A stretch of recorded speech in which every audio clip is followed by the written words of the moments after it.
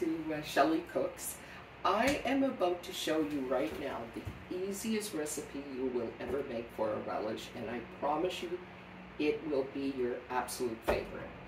Now this is a relish that I've been making for years, and I always share it with people, and when I share like anywhere between 2 and 10 jars. And I've actually stopped making it in pint-sized jars for family and friends because it goes so quickly. As a matter of fact, one of my brothers said to me the other day that they can buy a jar of relish and it will stay in the refrigerator forever.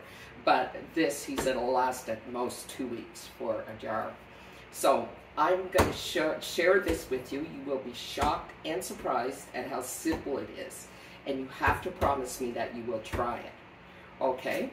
So last night I actually took it's zucchini, by the way, it is not cucumber.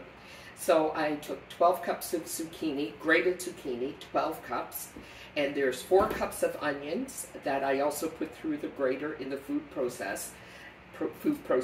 This is what it looks like. And I put it in the refrigerator, but I sprinkled it with 5 tablespoons of canning salt first. And mix that all around and get it going.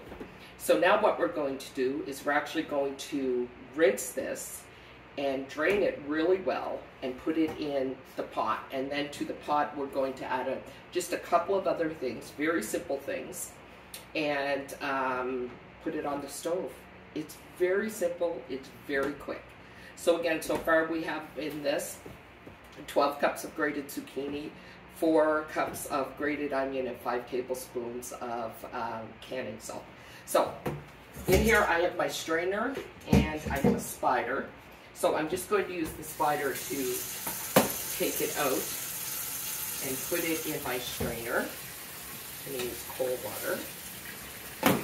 Okay, a bit at a time. I'm going to rinse it really, really well. Make sure you get every bit of the salt out of it. Okay.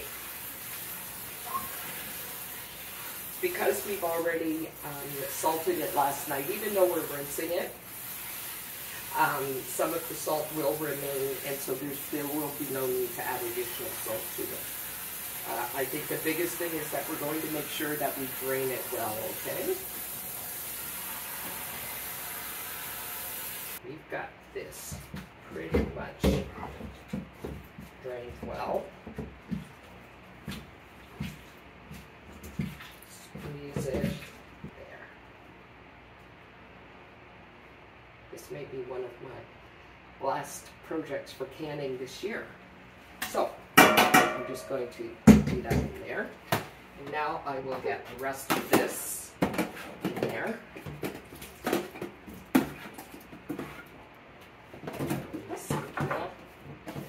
Don't be afraid to get your hands into this. As long as your hands are well washed, which they always should be before you begin cooking or panning or anything else. And as I always say, I like to have a nice sink of hot soapy water on standby for all of my dishes to go into and to be able to wipe things down as I go. So, here we go. You may want to, this has to go in the refrigerator overnight. So you may want to cover it up with a foil wrap, because the foil wrap doesn't touch the actual ingredients in the bowl, which is something I never allow to happen, because there's always some sort of a reaction with the foil wrap and the food, where you'll see it in the foil wrap. But anyway, I just don't trust it personally. So I will just cover it up with foil wrap, and then you don't have the smell of the onion permeating everything else in your refrigerator.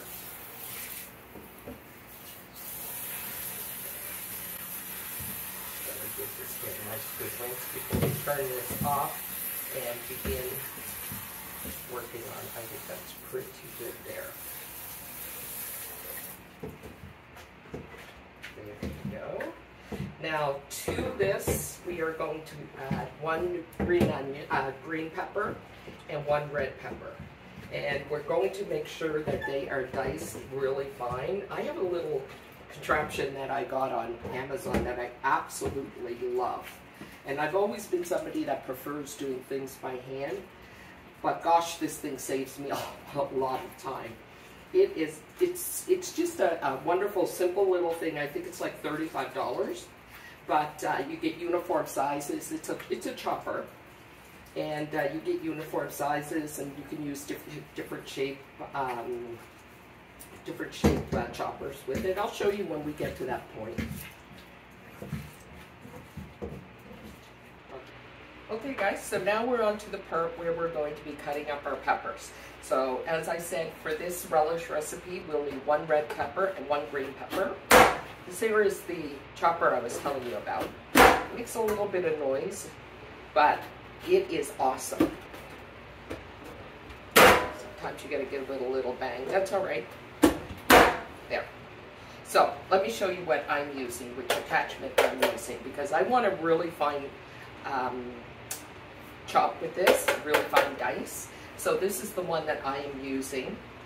You can go larger, you can go larger still, you can go larger still, although I'm not quite sure what you use that for. And then there's also this one that's sort of like a julienne, and it comes with this, which is fantastic for cleaning it. So you just run this through here and it cleans the teeth. This part does not come off, which I'm fine with that, because with this, it's easy to do it. Once I do this and run it under the water, it's really simple. And it gives you such a nice uniform dice, which is what I like. I really like for things to look good when you're cooking. And whoops, I'm making a mess here, but I'll show you. This has to go in the pot anyway. So you can see that's a really nice dice, nice uniform dice there. So now what we are going to add to this, 1 pepper, red, 1 pepper green. And what we are going to add to this, I'm just going to pop that in the sink there, is 2.5 cups, I'm sorry, of vinegar, 2.5 cups of white vinegar, 2.5,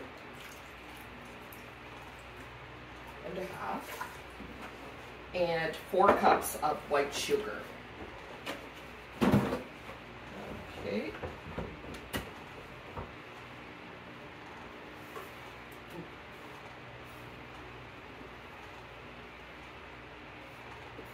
You could cut back on the sugar if you like a bit.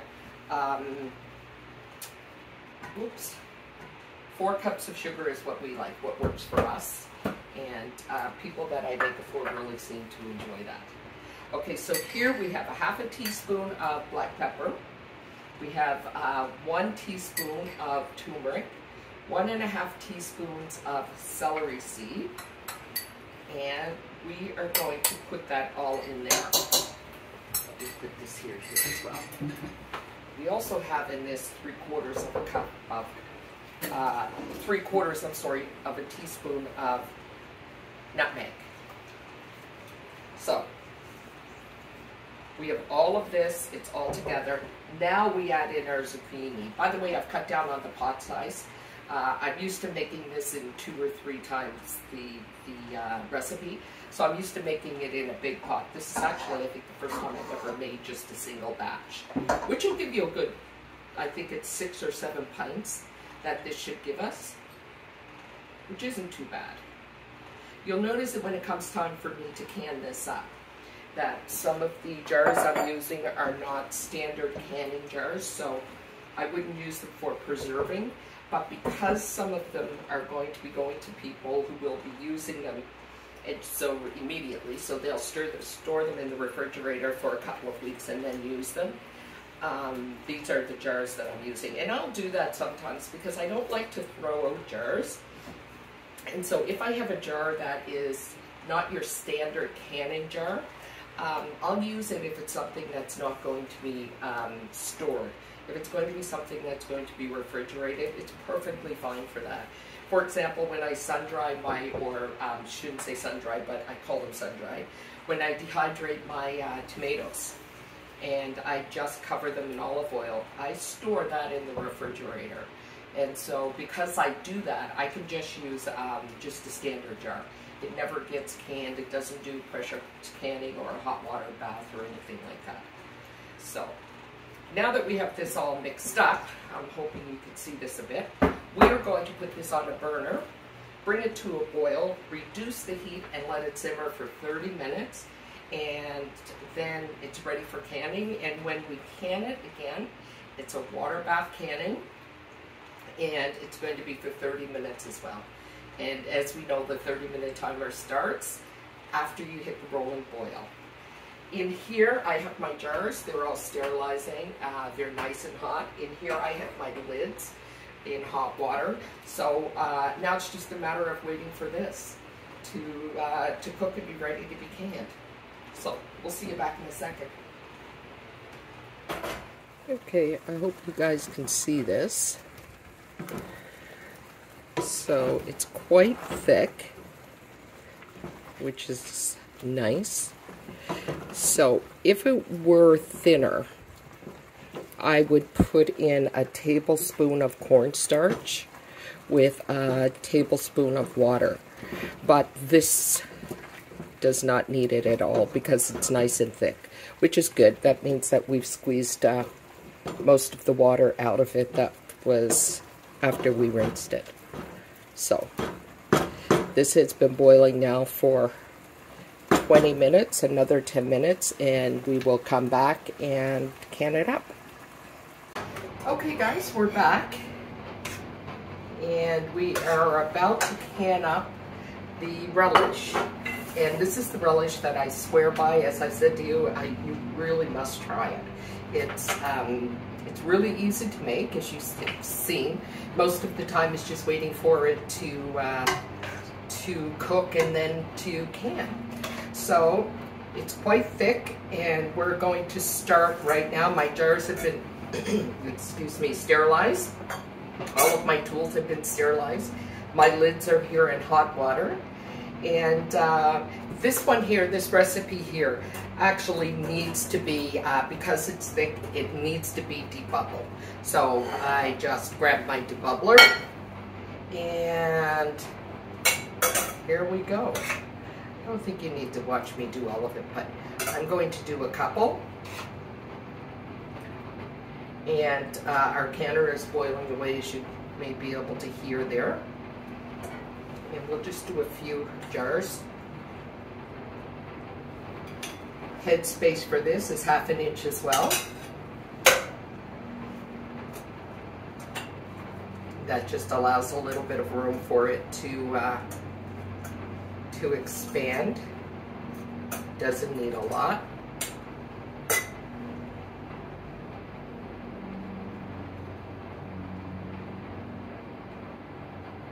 We need just a little bit more in that one.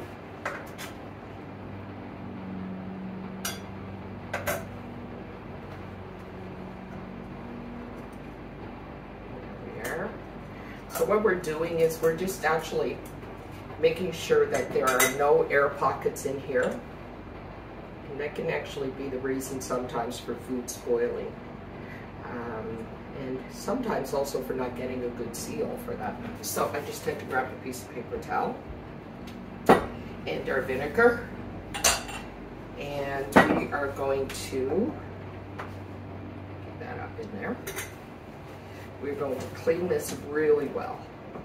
Now this is one of the jars that I was telling you, it's not considered canning safe because it's already been used.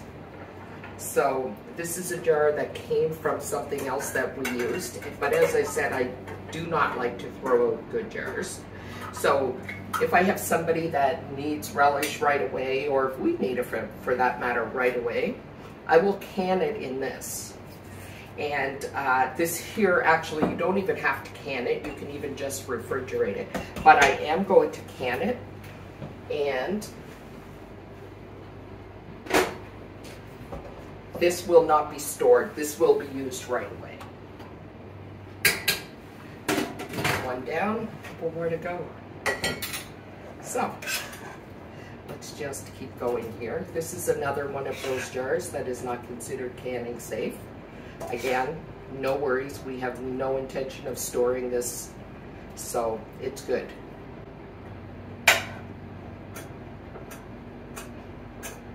This even smells delicious. It's got this really nice, the celery seed, and it just smells amazing. The onions. I've seen a lot of people, this here is a really good recipe for a variety of reasons. A lot of people make relish and they use cucumbers. I like to use zucchini because we had an abundance of zucchini in our garden, and we usually do. So it's a fantastic way to use it up. And you don't need a lot of other things. It's, you know, zucchini, onions, and one red and one green pepper. I'll post the recipe below, by the way. But if you do try it, please just leave me a note below and let me know what you thought of it. Or if you have a recipe that you swear by that's a canning recipe, share it below. I would love to try it. I love trying new canning recipes, so let's get this one cleaned up. Again, we're feeling the rim to make sure there are no little nicks or cracks or anything as we're doing this. That's quite a bit of headspace, so I think I'm going to just put a dot more in there. Now, the people, I will be giving this away, and I know who I'm giving it to right away. So the people that I will be giving this to, I will actually tell them to refrigerate it for a couple of weeks. Just so that it matures a bit and the flavors get an opportunity to sort of come together and really be at its best.